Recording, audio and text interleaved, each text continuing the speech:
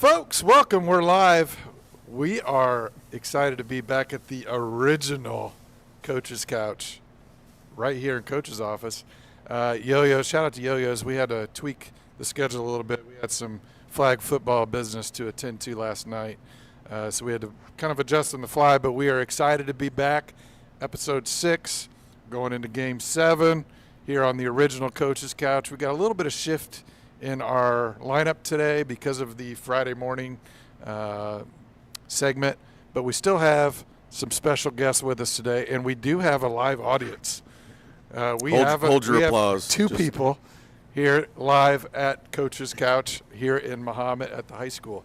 Anyway, let's get right into it. We always start with talking about last week. I know Chad has some things to say, but first thing I want to say is we knew it was probably most likely for the conference, but we'll get into that as well for tonight. But they called a rivalry against Mount Zion. Everybody hears about their athletes. What was the theme of the week coming in? Talk about that, how you prepared the team. And then I'll let Chad go with his questions on it. Yeah, great question. So obviously the theme of the week was be a dog, and obviously, you know, that kind of builds off of the rivalry aspect. Our kids knew kind of just what was at stake with this game. They knew what we were up against on the road for potentially the conference championship, and our kids put in the work. I mean, they had a great week of practice and preparation. We felt really good about our game plan on both sides of the ball. And then the overall execution on Friday night was just outstanding by our players. Couldn't be more proud of them. And again, when you have a senior class like we do, they understand what the expectation of winning a conference title, and in this case, in this week, what being a dog means. So it was a really good performance by everybody involved. Coach, speaking of theme of the week, you know, I wasn't there, but I was watching it. There seemed to be an elevated energy on the Bulldogs sideline. And we brought a little clip, and I want you to comment on that. Just, I mean, the players were running all over the place, congratulating. There was a lot of that. Look at this clip and just tell us what was going on in your head. I'm with Coach Adkins here. Coach, huge lead at half. What went right for you guys? Nah, man, we're dogs. Our theme of the week was be a dog, and we're dogs right now. Our schedule has prepared us for this opportunity in this moment. We don't care how many scholarships you got. We came to freaking play. Anything you're going to change in the second half? Keep it up. Right, yes, Coach. sir. Back to you. All right. So, Coach, what was going on at halftime? You build on that energy, talk about it, and then I want to ask you a question about your hat. Yeah, there's no denying that I'm an emotional, passionate coach. I was incredibly fired up at that moment. Kind of got caught off guard by the news guy wanting to do an interview with me right there before half. So I was still a little bit in the moment and fired up. 31-0 at halftime. If you would have told me that we would go on the road in the potential conference championship and be up 31-0 at halftime, I probably would have said the exact same thing, because I was so fired up and so happy and so proud of our kids. And again, I wear my emotions and my passion on my sleeve sometimes. Sometimes that's good, sometimes that's bad. And I think you saw, that it came out right there at that halftime interview. My phone was blowing up after the game about all, that same clip and everything. And again, at the end of the day, I just love our kids, and I'm always going to fight for them, and I'm always going to give them as much energy and effort as I ask them to give me. And again, that was right there before half, so I was excited to go into the locker room and not celebrate, but just continue that energy and that momentum into the locker room, and then hopefully coming out of the locker room. So that's what you saw right there. Hey, fair enough. Before you get to it, Chad, I would say, you say there's some good or bad. On behalf of Coach's Couch and our sponsors, we've never got more clicks.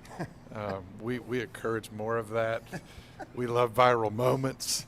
The more viral moments we can get, the better. So appreciate you, Coach, for that. It was awesome.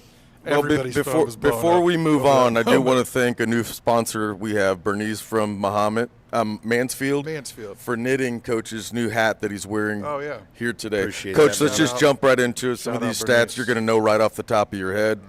Total yards, Mahomet 403, Mount Zion 246. Here's the one thing that stuck out to me. We had the time of possession was tilted 2/3 to them, 1/3 to us, but we still outscored them. Talk about that just a little bit. Yeah, again, let's start off with the stats first. If you would have told me we can hold their studs, their multiple talented athletes that they have out there to 220, whatever you said, 230, whatever yards, I would have taken that all day, every day. Again, just a credit to our defensive staff and our players for executing the game plan. It was absolutely tremendous. Again, don't quote me on the stats, but when their best player, Braden Trimble, who's going to U of I next year, has like 25 yards receiving, and then JC, the kid who's got 30 offers at tight end, when he's got like 21 yards receiving, just an outstanding job by our kids and our defensive staff as far as the game plan is concerned. And then, to your other question about the time of possession, I think it's a two-part fold there. I think, number one, we scored a lot. So, therefore, anytime you score, it gives them the ball back. And at the same time, when we scored quick. Think about right after the onside kick. I think it was 2 plays and we were in the end zone. We got the next onside kick, and I felt like it was very similar time of possession there. And again, credit to them. The 2 scoring drives that they had in the second half were both long drives. Our kids made them earn it. Multiple plays, multiple yardage that they had to earn, so to speak, and so I think that helped their case in the time of possession. They also, a lot of going to the sideline to get the play and then come back out in their formation, so that kind of takes time too. Whereas you guys know we're no huddle up tempo on the ball. We don't come to the sideline. We just get the call and we go as fast as we can. So I think that's another factor involved as well in the time of possession. But at the end of the day, really the only stat that matters is what the scoreboard says as far as guests have the most and home doesn't. So that's what I was most concerned about. But again, when we did have the ball offensively, I felt we executed very well. Okay, so a couple things on that. You kind of set this up. Arguably, Trimble's one of their best players. No doubt. He was held to 75 all-purpose yards. Something I noticed that was not entirely unique, but a little bit different is the level of penetration the defense line was getting all night in his face. He seemed totally discombobulated. What did that do in terms of the emotional state to the players and knowing that they could shut someone like that down? So, and that's a great point. So we kind of changed our game plan for this Mount Zion game as far as we had more defensive backs on the field. We tried to man up their wideouts across the board and always give us help over the top. We went 3 high safety and everybody else was man underneath. So ultimately, we only played with a 4-man box. Essentially 3 D linemen and 1 linebacker. That right there in itself would worry any defensive coordinator, knowing that you are giving them a light box and the fear of them being able to run is there, and as well as it should be. But to your point, those 4 guys in the box were absolutely outstanding on Friday night and played such a major factor and role in them having to do things differently, them still having to try to throw the ball even though we were, playing pass coverage first, because they couldn't run the ball effectively against those 4 guys that we had in the box. And again, part of the game plan, moving those guys around a little bit. Sometimes we'd give them a 2-2 look and bring Bo back.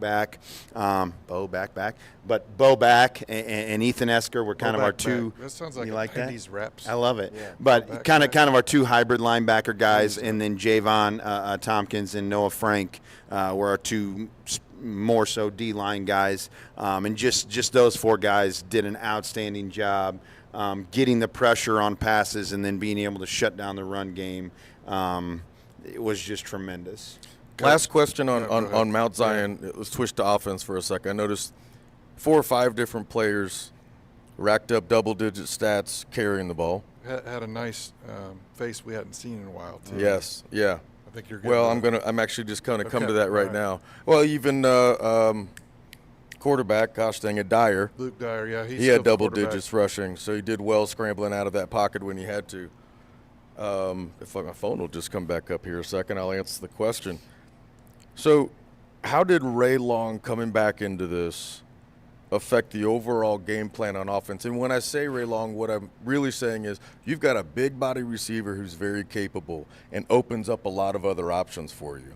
No doubt. Again, not only is he big body and can help in the run game, by being physical and adding an extra blocker, but he can run really well also. He's incredibly fast, and like you said, he's got the size that, he can kind of jump over people and make catches. So he was an absolute awesome surprise to have back for us. When he kind of went down there before the season started, we didn't know if we would even get him back at all his entire senior year, let alone this football season. So to have him back and then to have him back for this game was just added extra icing on the cake. And I'm so happy for him not only be able to play again, but then to have the game that he did. 122 yards. Just outstanding.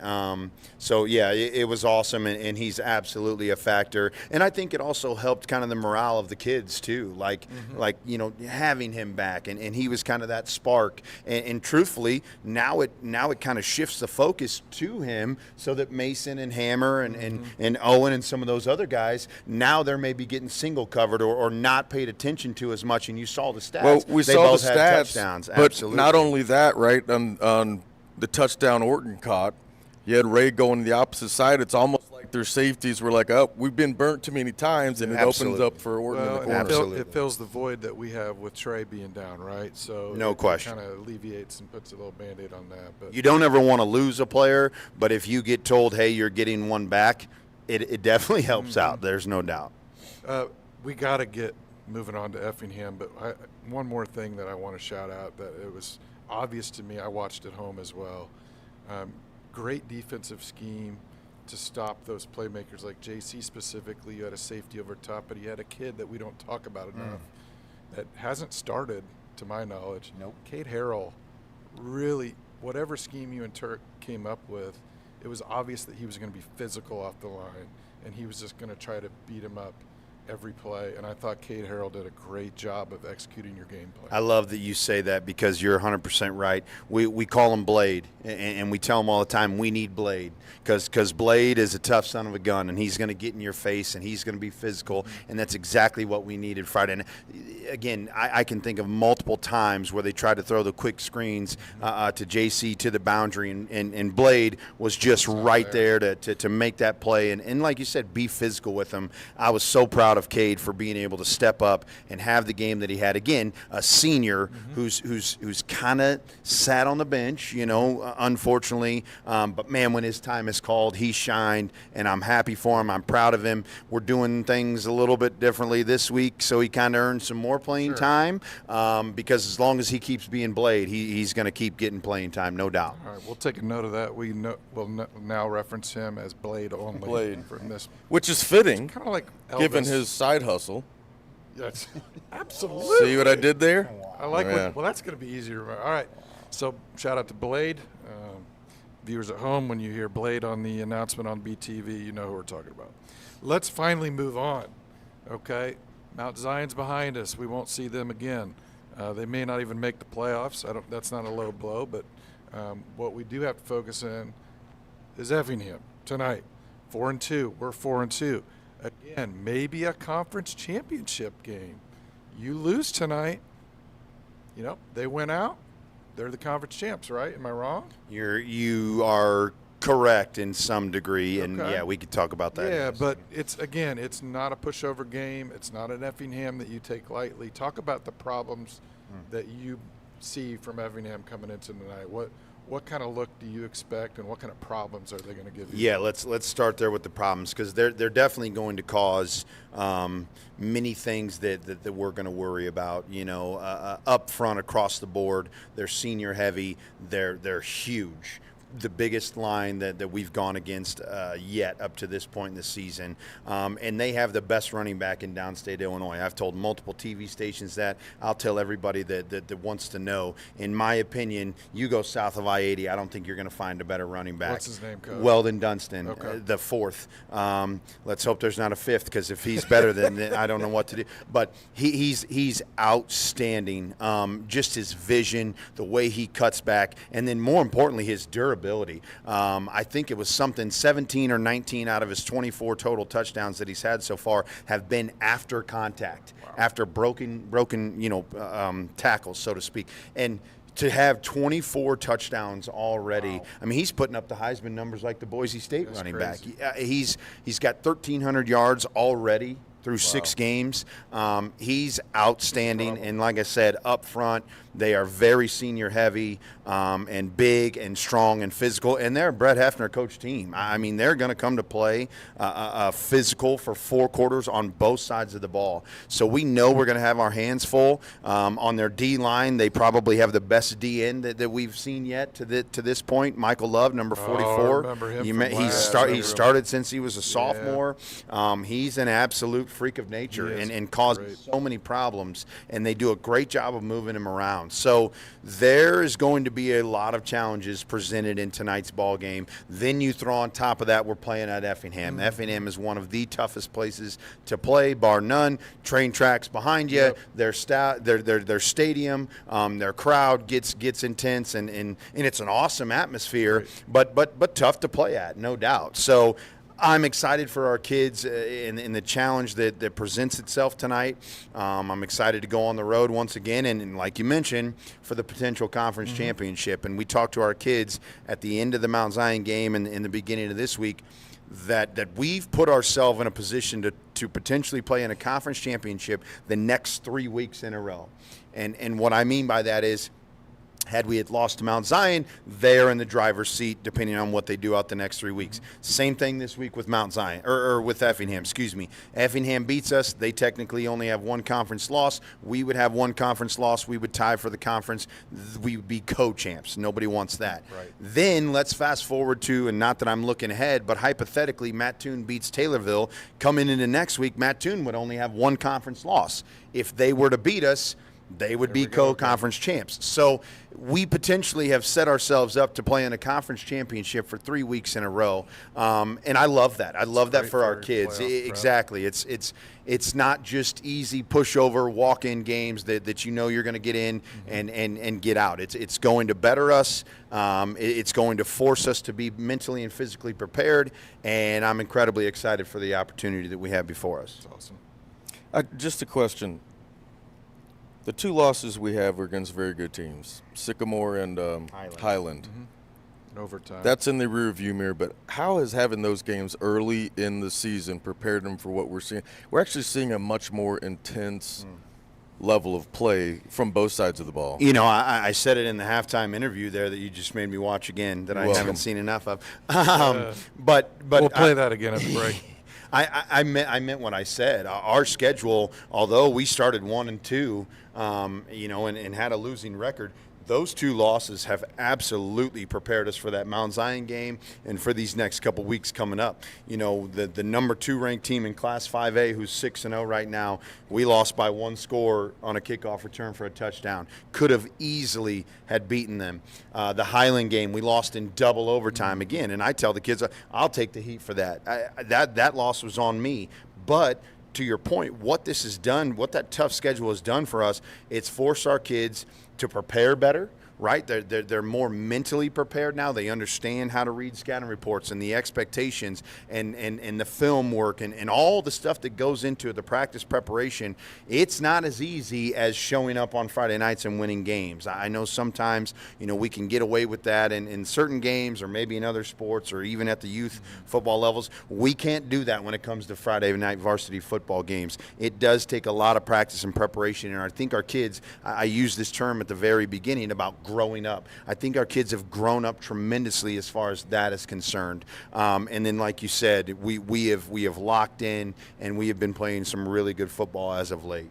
Well, before I hand it back over to Dan, if you're watching, come down to Effingham. Orange out. Orange out tonight. We need people there. Mike Orton told me he's got a garage full of these. They're going to be handing them out, and those are only going one way. So he intends to hand every one of them out there. So we need everyone down there with the pom-poms, and that's the reason these are here, Dan. Love it. Speaking of Mike Orton, we've got a special segment. I thought this was for your hair. I intentionally don't have hair. Oh. Let's just keep going. You know what? Let's take a break. We're going to be right back with a special guest for our Inside the Huddle segment, sponsored by This Week in Bulldog Athletics. Support Bulldog Nation by sponsoring Coach's Couch. Become a segment sponsor today and get your business featured in a 15-second ad during the show. Plus, enjoy a shout-out during your sponsored segment. Contact us at the information on your screen to secure your spot today. Greetings, Bulldog Nation. The Bulldog Gridiron Club is a non-profit organization made up of parents and community members whose goal is to enhance the reputation and tradition of Mahomet Seymour Bulldog football and cheerleading through financial support and community outreach. To learn more about what we've done, what we have planned, and how you can help support our student athletes, visit our website for more information. Go Bulldogs!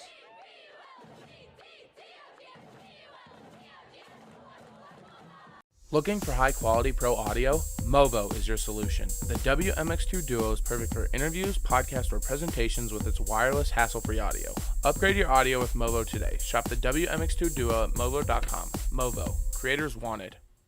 This week in Bulldog Athletics is the leader in Mahomet Seymour Junior High and High School athletics. Not only providing you with daily game recaps of all sports, but also providing captivating photography, graphics, and videography to showcase our Bulldog athletes. Give Twiba a follow on our socials, and remember, it's always a great day to be a Bulldog.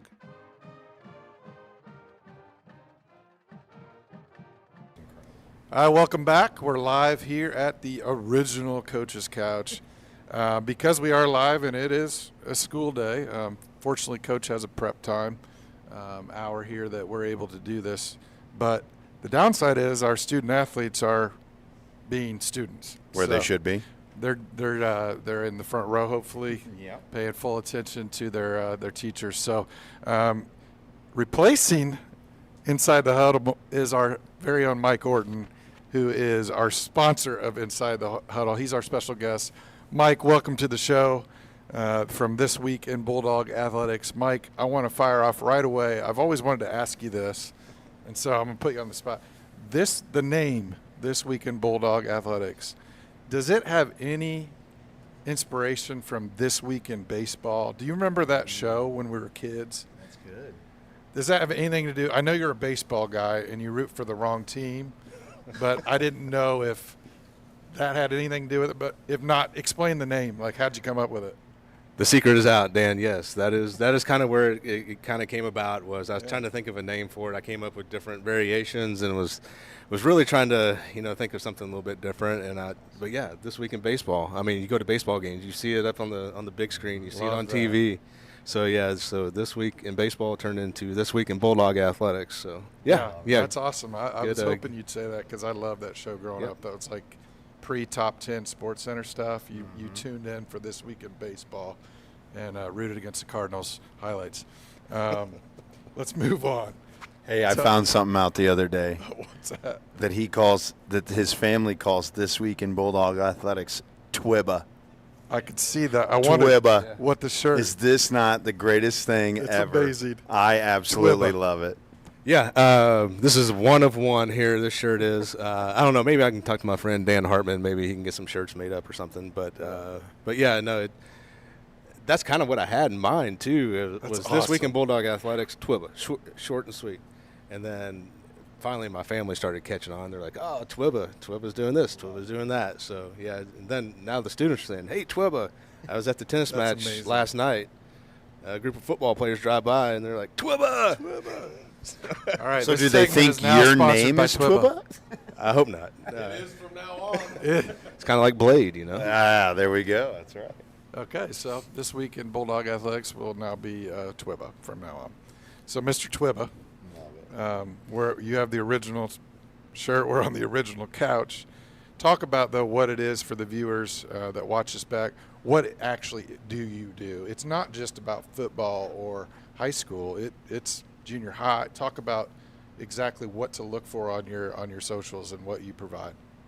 Yeah, so by the end of each day, I'll have the goal is to have all the athletic events from the junior high all the way up through the high school recapped, sometimes with video, sometimes with photo, but at least have every game that's being played in Mahomet Seymour, summarized.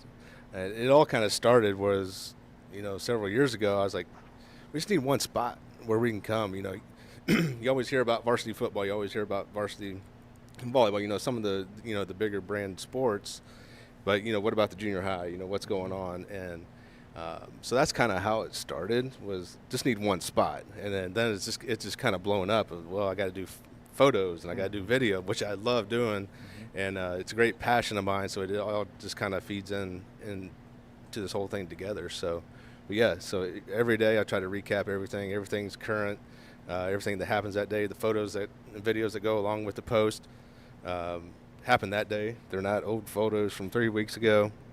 They fit the narrative of what's going on, and help with great friends too. Rod Schultz. Yeah.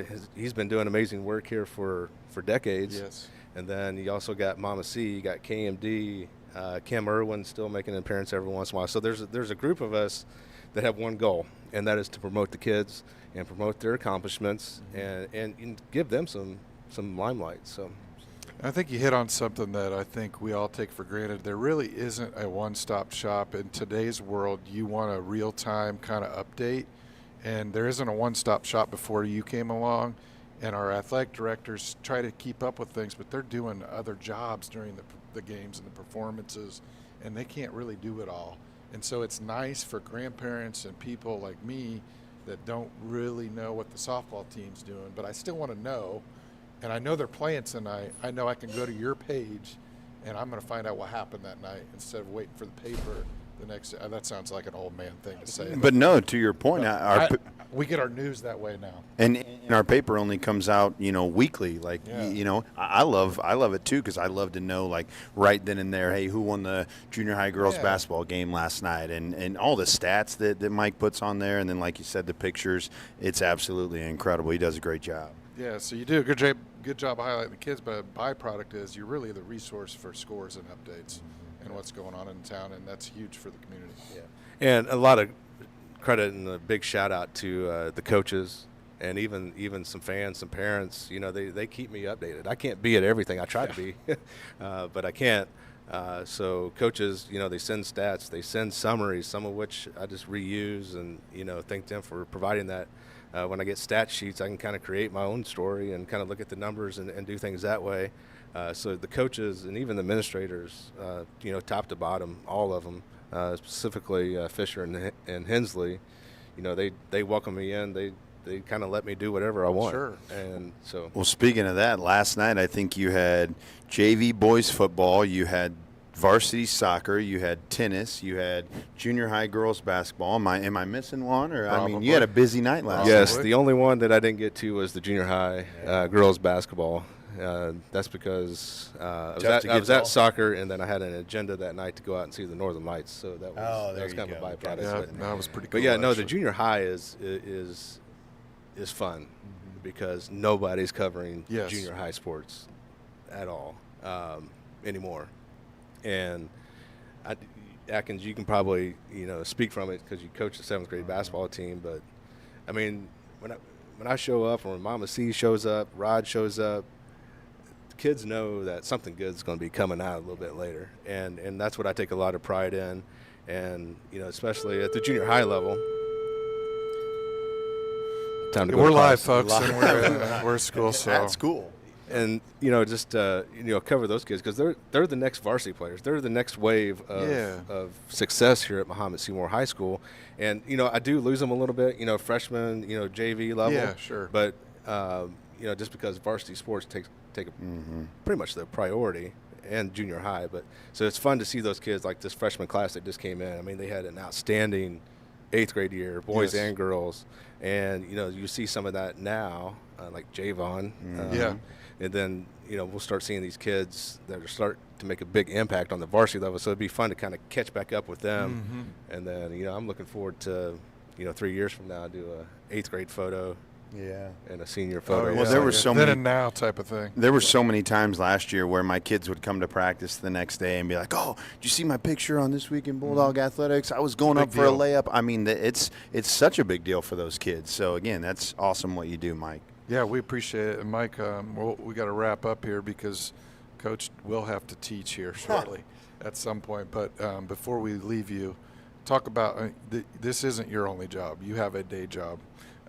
But so it takes a little bit of revenue to get everything accomplished for what you do. And you're looking, I don't know if you're looking for sponsors, but you have sponsors. Maybe touch on that a little bit. Yeah. So we've had some folks in the community, local businesses, reach out, and they at first I didn't want to do it, sponsorship wise, partnerships, but some businesses came up to me and it's like, no, we want to get behind you. So. Yeah, Busey Bank, Core 40, the Bill Craig team with Remax Realty Associates, Better Tomorrows, and the Chop House on Main. Chop House Plays of the Week. So, Very cool. Yeah, it's growing. It's a lot of fun.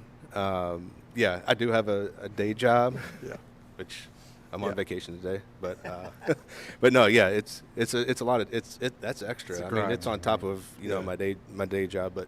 It's a creative outlet for me, and I just enjoy sharing the stories that they do all the hard work. Yeah. I just get to capture it and share it. So awesome. it's a lot of fun. That's pretty much how Chad and I feel about Bulldog TV. I mean, we really don't do a lot of hard work. We just show up.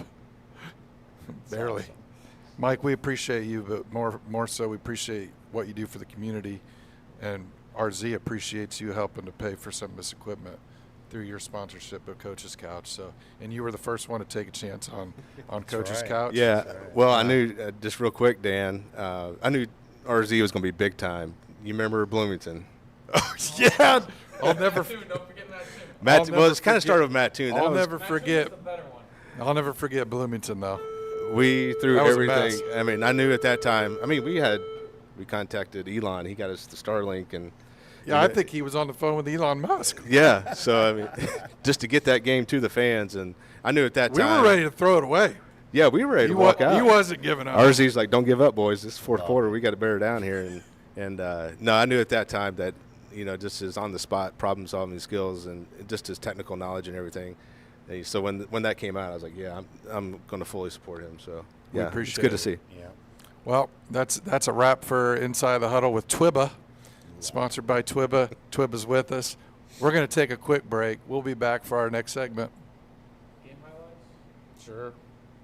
Your Bulldog football game highlights are brought to you by This Week in Bulldog Athletics.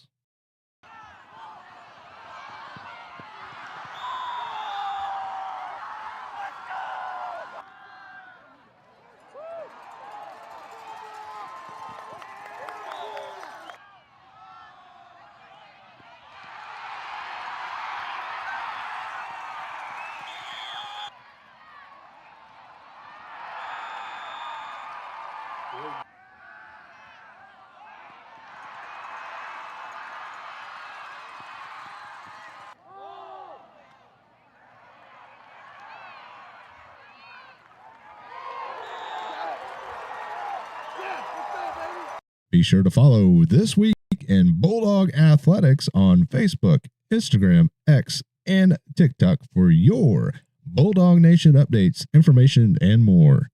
Go Bulldogs. Support Bulldog Nation by sponsoring Coach's Couch. Become a segment sponsor today and get your business featured in a 15-second ad during the show. Plus, enjoy a shout-out during your sponsored segment. Contact us at the information on your screen to secure your spot today.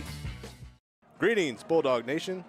The Bulldog Gridiron Club is a non-profit organization made up of parents and community members whose goal is to enhance the reputation and tradition of Mahomet Seymour Bulldog football and cheerleading through financial support and community outreach. To learn more about what we've done, what we have planned, and how you can help support our student athletes, visit our website for more information. Go Bulldogs.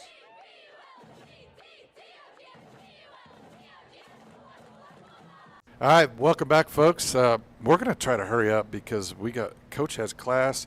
I got to work. Chad just got to run kids somewhere and try to sell something. I don't know, but we're all busy today. Coach, you got to get on a bus soon, I think, too. Got a game tonight. Anyway, let's get on with it.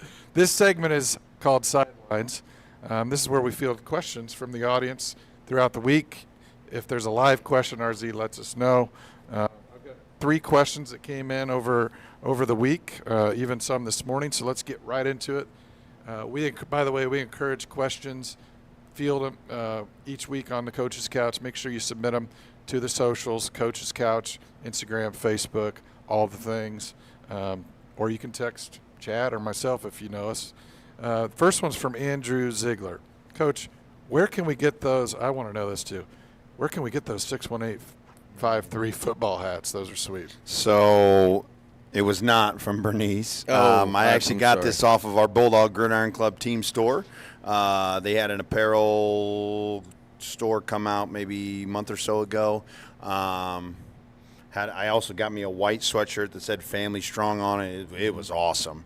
But yeah, maybe I can ask the powers to be if they can put out a store for you guys, and awesome. We'll try to share some of that info with you. So we will let you know next week on Coach's Couch. We'll be live from Yoyo's again next Thursday at 6:15. We'll have an answer for you on that. We're going to see if we can open that store because actually I'm going to get on top of that hat myself.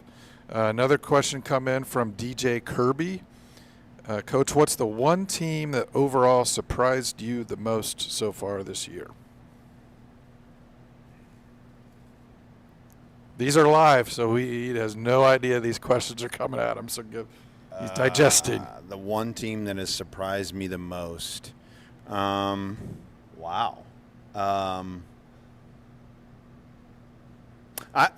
Highland, honestly. Mm-hmm. I think Highland did a really good job of making halftime adjustments that we hadn't seen up to that point. And at the time, we weren't necessarily 100% prepared for. And then their kids were bigger and stronger and played more physical. We knew their quarterback was a stud. We knew about number 5 and number 2. But they were better.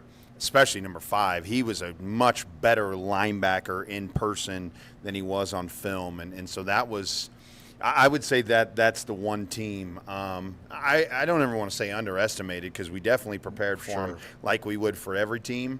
But they shocked me as far as doing some different things and us having to prepare a little bit differently for them, especially at halftime. So. Well, and you didn't have a ton of game film at that point exactly. in season 2, Absolutely. So that has something to do with it. But our final question, well, I think Chad might have one. One come in. You have one. We'll save yours for last. Jay Lambo, I think we know who that is. Jay Lambo asked, Coach, why on earth are you a Green Bay Packers fan? Oh, I'll tell you this. Theme that comes up a lot. I'll tell you this. It comes up every other week. I'm a mama's boy, have been since I was born, always will be. My mom has been a Packers fan since I can ever remember, and you just do what mom says. And as I was a kid growing up, I got to see some really, really good years, right? I went through all the Brett Favre years, and then I went through the Aaron Rodgers years, and now I'm on the J Love train for sure. I would say that's the major difference between me and kids today in society. Like, kids today like people and certain players and follow them. I like teams, right? You guys know our era, we were about the teams. That's why you still see a lot of Bulls fans, right? Even though they're not very good, it's because that's who we were. Not me, but you know what I'm saying. Yeah. So I've been a Packers fan since I was little, and again, now I'm grooming my kids to be Packers fans, and I've taken them both to Lambeau Field multiple times. And my wife, a converted Bears fan, used to be a Bears fan. She is now. No, she's just on the right side. She's on the right side. She likes winners, and so she knows who to root for. So, great question, Jay Lambeau, but that's why. Everybody has flaws, I think is what we heard there. Yeah, I don't know who this is. Maybe you do, Dan. Scott Yelton from Mahomet wants to know, if you could coach any college team, what would it be and why? Ooh, that's a great question. That's a really good question. Wow. I want to know how Scott Yelton got my number. That's what I want to know. I've heard the name. I'll tell you this. I think if the opportunity presented itself and I was done coaching at the high school level, I think I would take any college job. You know what I mean? I don't have a specific favorite. In saying that, I also wouldn't take any job. There are jobs out there that are better than others, right? But I'll tell you this, if I got the opportunity to go take one, I would do everything in my power to get my staff to come with me. I have been incredibly blessed this year specifically, but a lot of these guys have been with me since day one of me getting here and just helping change the culture and everything that we do now. I'm incredibly fortunate to have, and I'll say this out loud to anybody who asks, I have the best staff in the state of Illinois, and I don't think it's close. You get a chance to hear from a couple of them here in a minute, and that's just a couple, right? You've met a couple in the previous weeks. These guys show up on a daily basis and work incredibly hard. I demand and ask a lot of them, and they just in turn, give more. And we're always finding a way to better ourselves. Again, whether it's week in and week out, whether it's the stuff we do in the off season, whether it's the way that they coach up our kids, and you've seen our kids progress. I am just incredibly fortunate to have the staff that I have and the people that are involved. You saw it last night in our freshman game. We took on a powerhouse Chatham-Glenwood team, lost 36-30, and had a chance to win it at the end. And that's against a very, very good program. And those four guys at the freshman level, again, another aspect or another sight of just how great our staff is from top to bottom. Everybody has their roles and duties and responsibilities. Come watch us on a Friday night. There's no coach just standing around. Mm-hmm. Every single coach has a duty, has a responsibility. They're doing it to their max effort, and I couldn't be more proud or more thankful for them and everything that they've done for us. So I know that is not the question as far as what college team, but my answer to that is if I get a chance to take a college job, I would do everything I can to bring my staff along with me. Well, let me just make something clear. Well, first I'll just make a quick statement, right? So there's an unusually high percentage of Mahomet kids that end up at Ole Miss. If Lane Kiffin ever walks and you get the opportunity, you're dead to me. You can go to Tuscaloosa and Tuscaloosa only in the SEC. Wow. Otherwise, you're dead. That's awesome. If it's an SEC job, he's going, and somehow we're going to be on the coach's couch. I have a feeling our couch is going to be much nicer than this. It's probably going to be reclinable. No hand-me-downs. It'll be not. We'll probably be able to pop no velvet couch. Yeah. Okay. Well, I can't wait for that to happen. Coach, lock that in when you get that job. Take us with you. Got it. RZ will be available as well. That's a great segue into our next segment, talking about coaches. We've got a segment we call Chalk Talk, sponsored by Bulldog Gridiron Club, and we've got two special guys going to join us right after this break. We'll introduce them. Looking for high-quality pro audio? Movo is your solution. The WMX2 Duo is perfect for interviews, podcasts, or presentations with its wireless, hassle-free audio. Upgrade your audio with Movo today. Shop the WMX2 Duo at movo.com. Movo. Creators wanted. This week in Bulldog Athletics is the leader in Mahomet Seymour Junior High and High School athletics. Not only providing you with daily game recaps of all sports, but also providing captivating photography, graphics, and videography to showcase our Bulldog athletes. Give Twiba a follow on our socials, and remember, it's always a great day to be a Bulldog.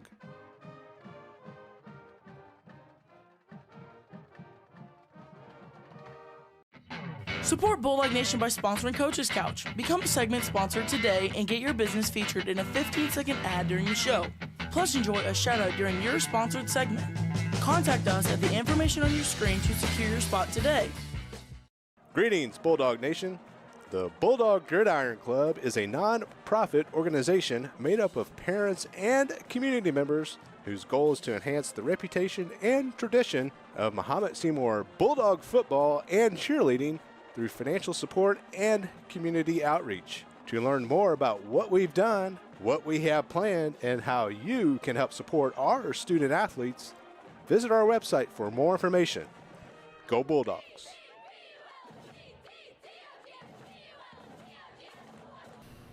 All right, welcome back. We're live. We got a couple special guests, special guys in this segment we call Chalk Talk, sponsored by Bulldog Gridiron Club. We have Coach Henry Turek. We have Coach TJ Wirth. Coach Turek just asked if we had a green room. Coach, I don't know if we can make that happen for the few. He wants hair and makeup provided. I need hair and makeup. We do have some beverages. I just need hair. Because they're not a sponsor, I can't mention them, but we do have beverage available. But again, let's get into it. I'm going to let Chad get us started with some questions. Okay. Well, when we first started this a couple years ago with Coach, we would give him a heads up on some questions we might ask. Those days are gone. This is rapid fire. Some of it has to do with football. Some of it doesn't. Palms are sweaty. All right, absolutely. So let's just get into it. I'm going to start with you first, TJ. Did you play football growing up, and at what level and what position? I did play football growing up. I started in 7th grade, actually here in Mahomet at the junior high, and then I went all the way through the high school program here from the seasons of 03-04 to 06-07. So. Oh. I gotta get to know townies more often. I mean, I've lived here almost 20 years, and I feel like I don't even know who's living in the community. You live with a townie. How do you not? You're from here? No, I don't live with you, son. Well, some days it feels like it. But Well, all right, let's just keep going. Anyway. Let's talk a little bit about team management and about the positions.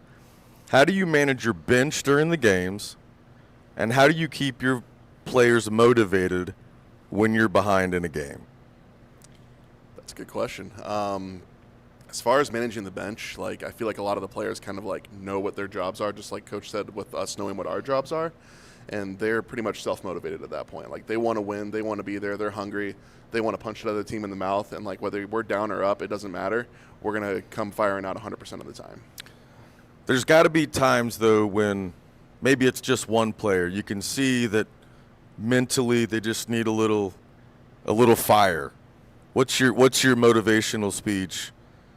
Well, I mean, honestly, our motivational speech guy is sitting right here next to me, and he gets those kids fired up in the locker room. And, like, I can't honestly say, like, there's ever a moment, like, on the sideline where you have a kid that, like, doesn't want to be in or that doesn't want to do a job. Like, I've never seen it. If we're ever down, we just keep encouraging them and saying, like, hey, come on, guys. And, like, really our senior leaders are good at encouraging the other kids. Oh, okay. Now, here's a little curveball one. Just let me finish it first. Oh, boy. All right. Have you ever had a heated disagreement with another member of the coaching staff during a game that dealt with a tactical decision? If so, describe it without naming the other person.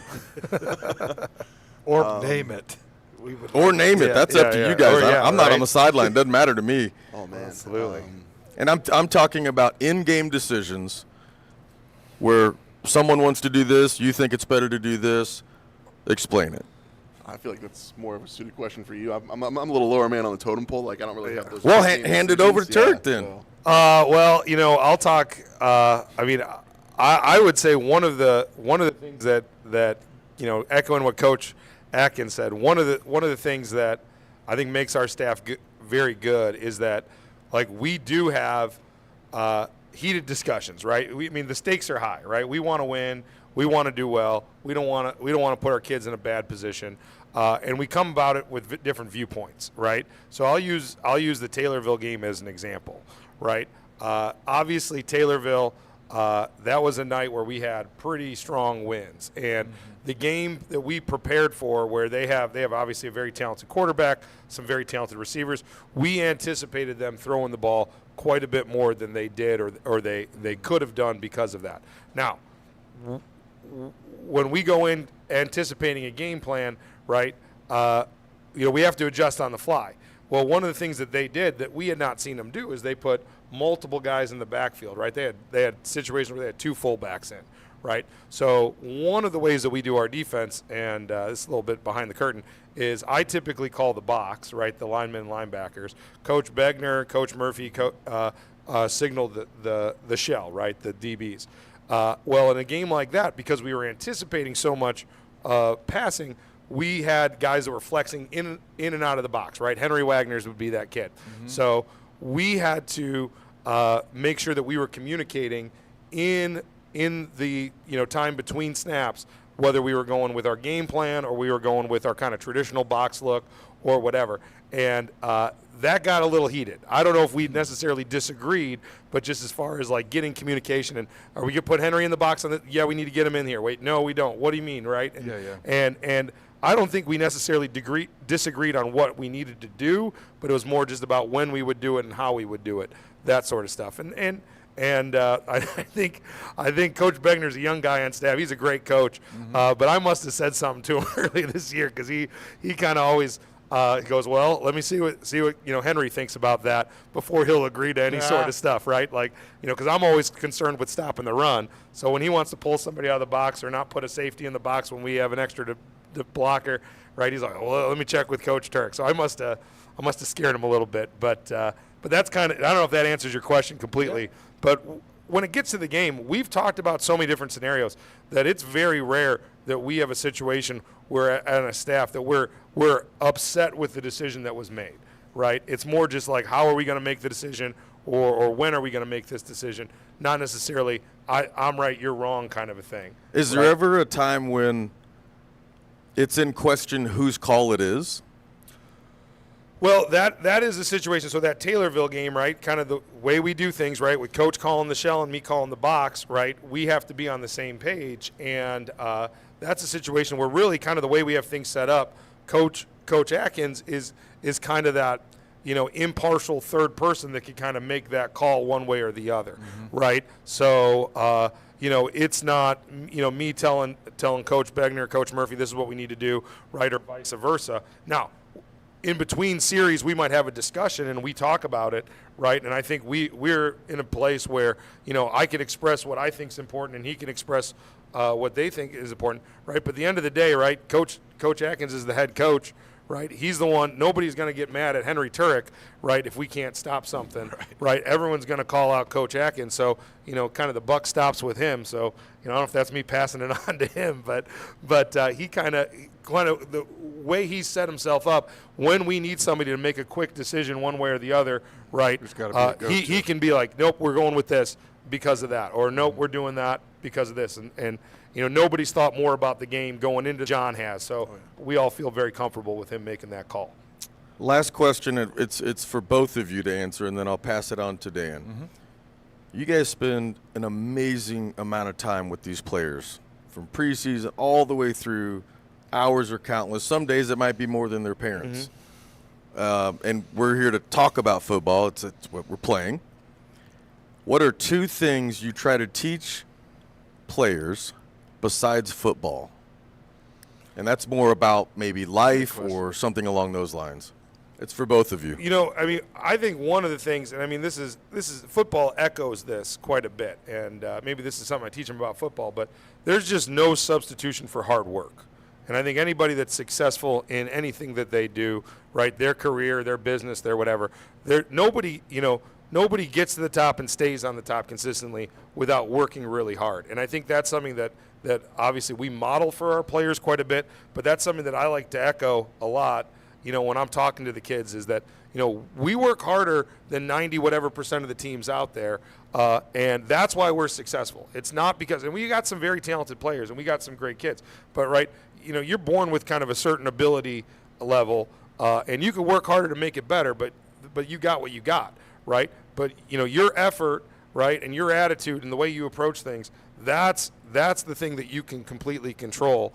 And I think that's something that football does a great job of teaching it, but that's the thing, right? I mean, like, how many of our guys are going to play football at the next level, let alone, after they're 22, 23 years old, right? Yeah, but all these kids are going to be going pro in something else, and that's something that I think is an incredibly important lesson for them to learn, right? It's very easy to sit back and go, well, that guy's successful because he's lucky. That guy's successful because he came from this family or whatever. Like, nope, that's not what's most important, right? Hard work, effort, attitude, that's what you really need to focus on. TJ? So I've got two lessons I really try to instill in the kids. One of them's a little more simplistic. So like when we weightlift in the summer, I'm a personal believer of you leave it better than how you found it. So we always try to leave that weight room immaculate, and I try to pass that lesson on in life. Like, you leave it better than how you found it, regardless of what everyone else is doing around you. The second lesson, so we've got some pretty big studs on that team, And it's really easy for a person to kind of go, all right, I'm already the best. Like, I don't really need to work much harder than that. And I try to wipe them of that mindset. My mindset is there is no peak of the mountain. The best athletes in the world, and Jack Gallier, we can attest to this, is those that truly enjoy the climb. And if that climb never has to end, then there's never going to be a peak that they can't hit. Dan, I don't know about you, but I'm ready to go hit some bags or something. I'm ready to go. Yeah. We got him. I We got actually- him. Right now, Dan, I feel- take it. I kind of feel guilty for not being at work right now. Yeah, that's if I'm being honest. Drop and give you 10. Wow. But now I got a couple questions and we need to clarify. I don't think I did, but TJ's a D-line coach. So we both coach defensive line. So the way our Okay. defensive line works is we have a defensive end position, and then we have what we call our nuke, right, which is our Okay. nose. And just the nature of those two positions, they're both on the D-line, but what Coach does with the nukes, very different skill set than what I have to do with the defensive ends. So in previous years before Coach Wirth came out, I was trying to do both, and it was always, giving up time with one to work on the other or vice versa. And one thing I definitely want to shout out about Coach Wirth, aside from us doing different positions on the D-line, I think we approach things differently, and he's fantastic when it comes to just kind of the minutia of where your hands need to be, how your Technique. feet, footwork has. Absolutely, he's definitely technique, right? I'm kind of more of a, what's the end goal? Where do you want to get to? How's it got to work? And he does it. We've seen some kids have some tremendous growth. Javon being an example of that, right? Just because he's such a dog when it comes to focusing on this technique or that technique. Where me, I'm kind of like, all right, like I really, it should be like this, but I just want you to get, do it well. And he's the guy that can kind of really get him to doing it well. So I think we work really well together on the D-line with that. Love that. So coming into tonight, knowing that you guys are our defensive guys, minus the secondary, what I heard from Coach is you've got your hands full with a heck of a running back that breaks a lot of tackles. Oh, yeah. What's your mindset going in with your players? I'm sure you're certainly talking about finishing plays. Team tackling probably came up a few times. What's some of the things, without giving away the game plan? Well, yeah, I mean, we're not going to get into X's and O's too much, but just, I mean, tackling's been a focus this week. He was a very good running back last year, and he's only gotten better, right? He's looking at the rosters from year to year. He's added 25 pounds, and he hasn't lost a step. So that makes him a much more dangerous individual. You look at all of his runs, and there are times where he is literally cutting it back, and he's either running through arm tackles or running right by guys. So I think, we just have to one thing Coach Adkins, always talks about when we go into game plans is, like, for lack of a better term, how do we want to die, right? If we're going to give up a score, do we want to give it up, we want to give up a 70-yard run, or do we want to make them grind it out and have to snap it again and force them to be perfect on a long drive, right, opposed to hit that home run, from 70 yards away from the end zone. So we always focus on that with the kids, right? So, we're going to get into, we scheme up and try to put them in the best positions. And, Coach Heff's a great coach, so he's going to know, after the first couple of series, he's going to know what our plan of adjustments, right? Who can adjust and move where, if we got to check in, what's he going to do to try to take advantage of that? When do we come out of the check? What do we check back into? So there's always that goes on. But, it's just the individual, skill set, tackling, wrapping up, finishing through the play, right? Absolutely. And I mean, there's a lot of times, that our kids, we don't get to tackle, bring to the ground a lot. Usually Friday night's the only time we really get to do that. And so we, Coach Wirth works with the guys a lot on tackle sleds and doing other tackle drills. And we really have made that a focus. We've had at least, a circuit, a segment in every one of our practices this week, just focusing on making sure we can get that big guy down. Yeah. So right on. Another question I got, and then I'll let you have something I've always wondered. And I actually want Coach Atkins maybe can chime in on the wrap-up segment because I'd love to hear his thoughts on this. But we know you guys do a lot of scouting each week, and you spend a lot of time on your opponent.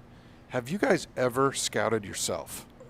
Have you ever looked at yourselves like you're the opponent to see how would you game plan against your defense to kind of identify those weaknesses? Okay. That you have? Have you ever done that? Well, I think one of the things that we're really fortunate about, and Coach Wirth, you jump in here at any time, is we start, it's not at the very beginning of every single practice, but in almost every practice we do number one offense versus number one defense. And, there's nobody that's going to be able to take advantages of your weaknesses better than Coach Burner, right? Coach Sievers, Coach Pogue, right? They're going to set us up. Now, obviously, they're doing stuff that's going to make them better and do stuff like that. But I mean, we get competitive, and I'll talk some smack. love it. And Coach Burner will, and the players get into it too, which is what we want, because we want them to be competitive. Yep. We don't want it to be,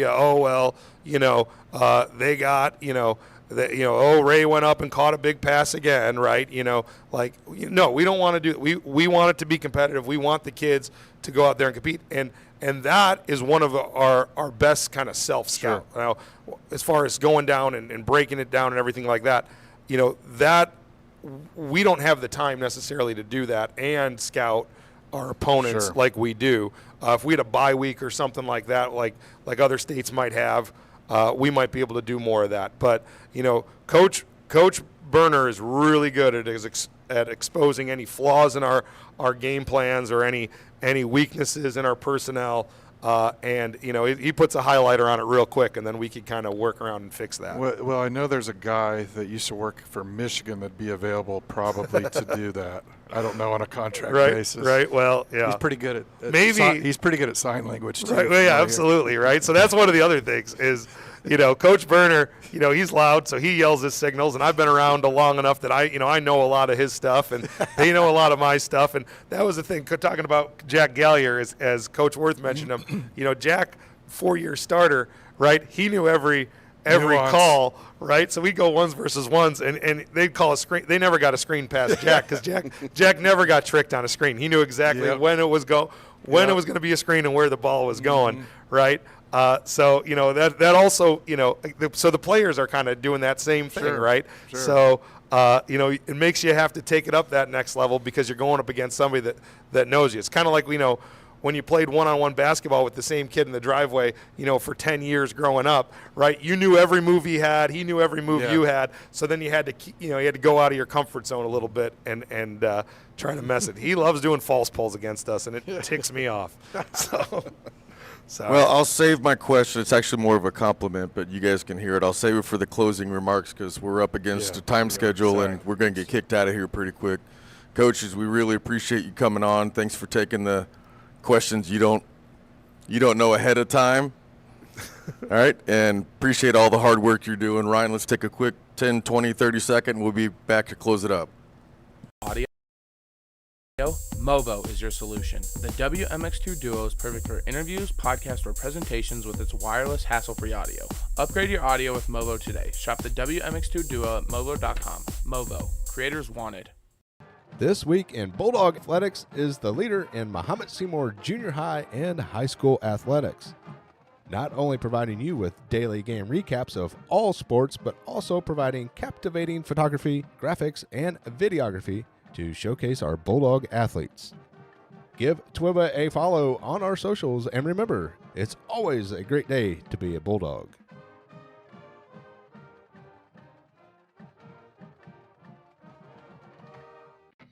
Support Bulldog Nation by sponsoring Coach's Couch. Become a segment sponsor today and get your business featured in a 15-second ad during the show.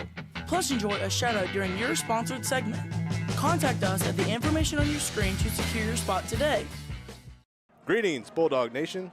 The Bulldog Gridiron Club is a non-profit organization made up of parents and community members whose goal is to enhance the reputation and tradition of Mahomet Seymour Bulldog football and cheerleading through financial support and community outreach. To learn more about what we've done, what we have planned, and how you can help support our student athletes, visit our website for more information.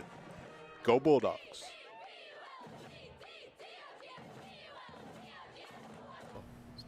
Okay, we're back here for the Coach's Couch wrap-up. As you can see, to my right, your left, we've got Bozo the Clown. He's on there. Coach, I do want to just pay a compliment because it's something I've noticed. We've had the opportunity to speak to not all but a lot of your staff. And the one thing that really sticks out to me is that nobody's taking self-credit.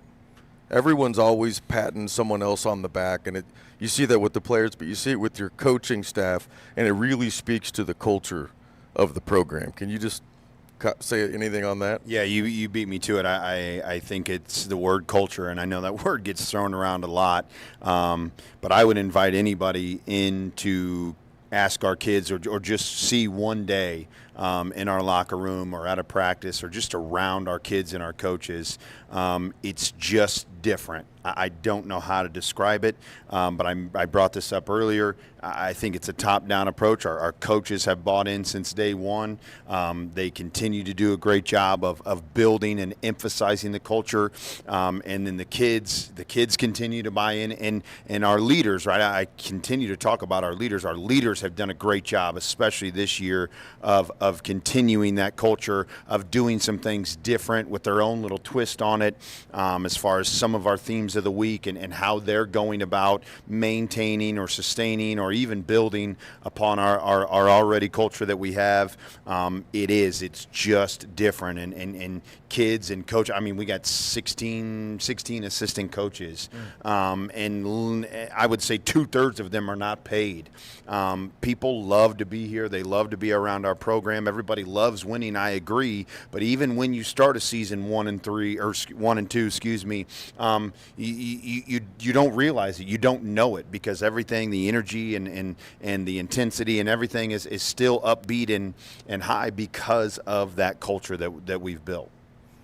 Last question for you, and then I'm going to kick it to Bozo, the clown down there. You're welcome. I don't know if you know this, but my brother and Dan and I, we coach flag football. And I'm not going to name any names, but we're going against a member of your staff on Saturday, and we've been known to be slightly competitive. I know your staff is extremely competitive. Can you give us a prediction for that game? Well, I was at your game last night because my son plays on your team. Oh, that's right, he does. And it was pure domination by the blue team. Coach Murph, if you're out there listening, you're in big trouble on Saturday.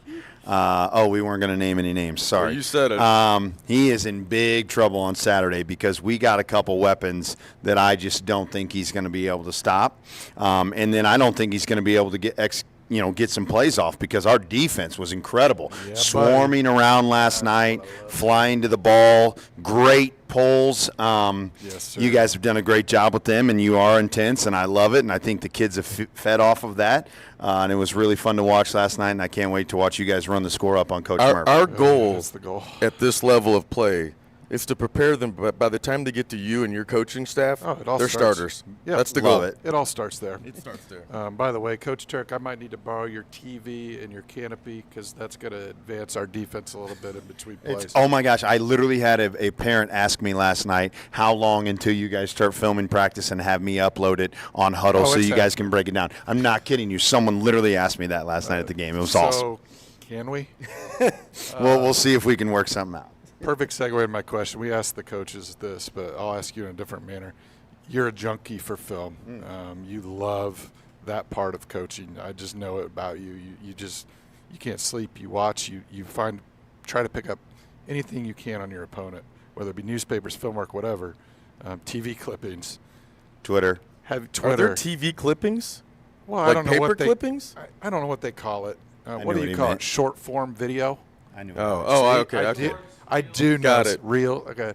Anyway, have you ever thought about maybe using your network of coaches or yourself, scout your own team and look at it from your perspective, like they're not your team and how you're going to beat yourself? Great question. So, and this is going to be a long-winded answer, unfortunately, but you asked the question. So, yes, from a standpoint of I'm kind of lucky because I do some of the prep work on for both sides and kind of help them out, but I do a lot like advanced scouting. Like I've already been looking at Matt Toon, and then I am fortunate enough that because I am a film junkie, that I do go back and self-scout us and on both sides and, hey, what worked and why didn't it work? What can we do better? And then to your point, I'm very lucky that the network of coaches that I have, We actually do this one time a year, every single year. The other 4 guys that I'm really close with, they get bye weeks. We don't. So every year I will send them our film and add them to our huddle. And on their bye week, they help me out and they self-scout. And how would they defend us and what would they do differently, et cetera. So I think it's a collective. Again, I think Coach Turek and Coach Wirth and Coach Murphy and Coach Begner, they know their players. They maybe know where our deficiencies are, so they focus on that in the indie time and in the practice time. Coach Berner does a great job. Him and Coach Sievers do a great job of going back and self-scouting themselves from a play call standpoint. And then a great preparation standpoint, what works against this defense and our kids and how can we manipulate this situation. So I truly think it's a collective effort from everybody on the coaching staff, and I talked about their jobs and duties and responsibilities, that we are fortunate enough to be able to both prepare for our next opponent and be able to go back and reflect and do some self-scouting. We can't do as much as they do in the college world. That would be awesome if our job was just football. That would be amazing. We do get some opportunities here and there, and like you said, me maybe more so than everybody else, because I don't have a life outside of football, and football is all I do 24/7. So I am watching film, when everybody else is probably going to pumpkin patches and stuff Coach, like that. I feel like you know who the rising star is in the freshman grade for the schedule 4 years from now. Like you have a scout plan for that kid. Every single time I watch an underclassmen game, I always have things running. I'm not kidding you. Last night on the sideline, I literally said, hey, I think this individual would fit really well schematically at this position in the next couple years because of how he does this and what we do. So I'm always thinking that. There's not a day or a minute, so to speak, that goes by that I'm not constantly thinking about football and preparation as a whole. You mentioned how much work I do. The staff jokes all the time that I know all the opposing team's players' zodiac signs and what their birthstones are, and we joke, but there's sometimes that I actually think that I do as much research as I've done on these kids, and it gets crazy sometimes, but I don't know any other way, and that goes back to you asked about the clip. Like I just don't know any other way to be than who I am and how I am, and preparing our staff or preparing our kids or the energy and the passion and the excitement. I only know one direction. I'm going to ask one more question, and then Dan's going to take us out. Reference there. Coach, you've got literally 30 seconds. We're going to get kicked out of here. Whoever's room this is going to kick us out. My room. Okay. Couch. So I was going to ask the D-line coaches this. We ran out of time. When you look at all levels of football, I think on defense the most frustrating thing to watch, and you see it at college, you see it in NFL today, not so much at high school, although you do see it, is not wrapping up. How frustrating is that? If you see these players go, I mean, D1 guys going in, just arms to their side, leading with the shoulder. How critical is that? And talk about what you're teaching. That's what makes it the most frustrating. Is if you watch some of our games, the average fan is going to say, well, do they even practice tackling? And if you looked at our practice schedule and knew how much time we spent and devoted to tackling specifically, your mind would be blown. and again, there's a lot of factors that are involved, right? But again, our defensive staff does a great job of teaching tracking, of teaching leverage, of teaching overall tackling specifically. And sometimes you just have kids make mistakes. We deal with 15, 16, 17-year-old kids that are worried about jobs and relationships and test grades and cars and all the above, that we have to remember that at the end of the day, that we are dealing with high school kids. And we do get frustrated because of how much time we spend on it, but we just got to continue to coach them up. And each and every opportunity, whether it's a day, whether it's a practice, whether it's a game, your next opportunity, let's make sure that we get it right this time. So, Dan? Yeah, before we wrap it up, I do want to thank our other Coach's Couch sponsors, the Georgios, Alex and Amy, and of course the Peters, Darren and Lindsay. We like to shout them out as well, as along with our segment sponsors. But yeah, that's a wrap. We've got Effingham tonight. Coach said it's on YouTube stream, so Google it, look for that out on the intro web. RZ will put a link to that for y'all. Go Dogs. That's a wrap. Let's do it.